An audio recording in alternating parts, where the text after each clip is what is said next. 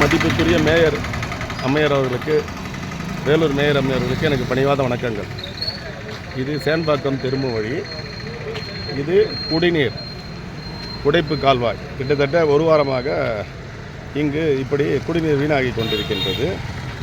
இது பிஏடிசி செல்லும் வழி. பிஏடிசி இங்கு பஸ்ஸுகள் திரும்புவதற்கு வழியே கிடையாது. இதை பாருங்கள். இதை நீங்கள் தினமும் சென்று வரக்கூடிய ஒரு இடம். காலை மாலை இரவு என்று இந்த வழியாக தான் நீங்கள் செல்ல வேண்டும் என்பது ஒரு நிகழ்வு.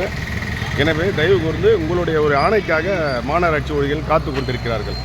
நீங்கள் இதை ஆணை பிறப்பித்து உடனடியாக இந்த குடிநீர் கால்வாயை சரி செய்து இங்கு போக்குவரத்திற்கு இடையூறு, திரும்புவதற்கு வழி இல்லை.